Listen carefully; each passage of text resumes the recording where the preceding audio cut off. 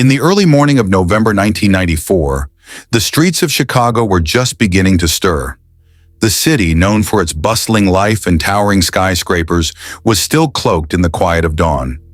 15-year-old Loretta Zilinger, dressed in her immaculate Catholic school uniform, walked briskly along the familiar route to her school. The air was crisp, and the leaves crunched under her feet as she moved through the neighborhood she had always considered safe. As she walked, she heard footsteps approaching from behind. Her heart raced, but before she could react, a strong hand grabbed her. She was pulled into a secluded area, away from the prying eyes of the early risers. The attacker, an African-American man, beat and groped her, leaving her traumatized and injured.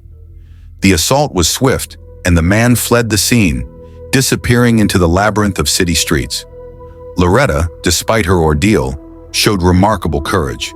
She immediately reported the attack to the police and assisted them in creating a composite sketch of her attacker. The sketch depicted an African-American man with distinct features, and soon an anonymous tip led the police to Dean Cage, a 27-year-old man with no prior criminal record, working at a local meat market. Dean Cage was living a quiet life, working hard to make ends meet. He had no idea that his world was about to be turned upside down. The police arrived at his workplace, and without much explanation, he was arrested and brought in for a lineup. The lineup was a pivotal moment. Loretta, still shaken from her traumatic experience, identified Cage as her attacker. This identification, though later criticized for being unduly suggestive, was enough for the police to proceed with charges. The trial that followed was a nightmare for Cage. Despite the lack of physical evidence linking him to the crime, the prosecution relied heavily on Loretta's testimony. The courtroom was filled with tension as Cage, maintaining his innocence, faced the jury. His defense team argued that the identification procedures were flawed and that there was no concrete evidence against him. However, the emotional weight of Loretta's testimony swayed the jury. In 1996, Dean Cage was convicted and sentenced to 40 years in prison. The verdict was a devastating blow. Cage's family and friends were in disbelief, unable to comprehend how an innocent man could be condemned so easily. Throughout the trial and subsequent appeals, Cage maintained his innocence, but his pleas fell on deaf ears. The justice system had failed him, and he was left to endure the harsh realities of prison life. Years passed, and Cage's hope began to wane. The prison walls seemed to close in on him, and the weight of his wrongful conviction was a constant burden. But in 2005, a glimmer of hope appeared. The Innocence Project, an organization dedicated to exonerating wrongfully convicted individuals, took up Cage's case. They believed in his innocence and were determined to prove it. The Innocence Project pushed for DNA testing on the evidence collected during the investigation. In 2006, the results came back, and they were conclusive. Dean Cage was not the source of the biological material found on the victim and her clothing. The DNA evidence, which had been overlooked during the initial investigation, was the key to Cage's exoneration. In May 2008, after nearly 12 years behind bars, Dean Cage was finally exonerated and released from prison. The moment of his release was both joyous and bittersweet. He had regained his freedom, but the years lost could never be returned. Cage stepped out of the prison gates, a free man, but the scars of his wrongful conviction remained. Following his release, Cage was determined to seek justice for the years he had lost. He filed a civil rights lawsuit against the city of Chicago and several police officers, alleging misconduct in his wrongful conviction. The lawsuit claimed that the police had used suggestive identification procedures and fabricated evidence to secure his conviction. The legal battle was long and arduous, but Cage was resolute. In 2015, the city of Chicago settled the lawsuit for $7.6 million. The settlement was a small measure of justice for the years Cage had lost, but it also highlighted the systemic issues within the justice system. Cage's case became a symbol of the fight against wrongful convictions and the importance of ensuring that justice is truly served. Dean Cage's story is a stark reminder of the flaws in our justice system and the devastating impact of wrongful convictions.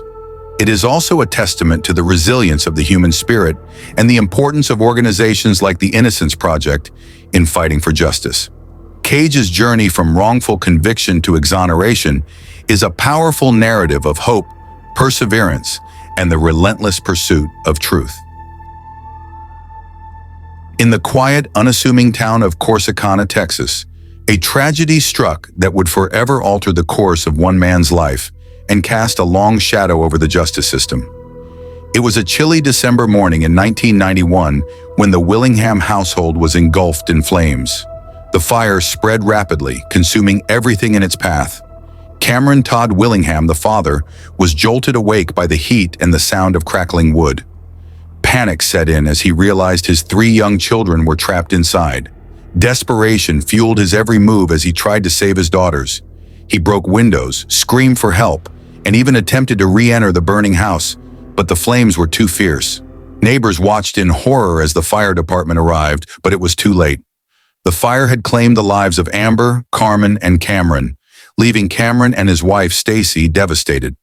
In the aftermath of the fire, grief quickly turned to suspicion. The local authorities launched an investigation, determined to find the cause of the blaze. The fire marshal at the time, using methods that were considered standard practice, concluded that the fire was intentionally set. They pointed to burn patterns on the floor, which they believed were caused by a liquid accelerant. Additionally, they noted that the refrigerator had been moved, suggesting someone had tampered with the scene. Cameron Todd Willingham was arrested and charged with arson and murder. The prosecution's case was built on the forensic evidence and the testimonies of 2 jailhouse informants who claimed that Cameron had confessed to the crime while in custody. The trial was swift and the jury found him guilty. He was sentenced to death. Throughout the trial and the years that followed, Cameron maintained his innocence. He insisted that he loved his children and would never harm them. His defense team argued that the evidence was circumstantial and that the fire could have been accidental. However, their pleas fell on deaf ears. As Cameron languished on death row, his case began to attract attention from fire science experts and advocates for wrongful convictions. In 2004, just weeks before his execution, a renowned fire scientist reviewed the evidence and concluded that the original investigation was deeply flawed.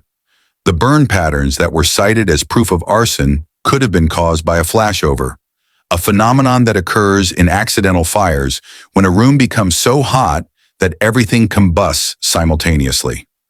Despite these findings, the courts refused to grant Cameron a new trial. On February 17, 2004, he was executed by lethal injection. He maintained his innocence until his final breath, leaving behind a haunting legacy. In the years following his execution, the case continued to be scrutinized. In 2009, the Texas Forensic Science Commission conducted a thorough review and confirmed what many had feared. The original investigation was based on outdated and debunked methods. The fire that killed Cameron's children was likely accidental, not arson. Cameron Todd Willingham's story is a chilling reminder of the fallibility of the justice system. It underscores the dangers of relying on flawed forensic science and the irreversible consequences of wrongful convictions. His case has sparked ongoing debates about the death penalty and the urgent need for reform in the criminal justice system. As we reflect on this tragic tale, we are reminded of the importance of vigilance and integrity in the pursuit of justice. Cameron's story is not just about one man. It is a call to action to ensure that no innocent person suffers the same fate. Thank you for watching. If you found this story compelling, please like, share, and subscribe for more true stories.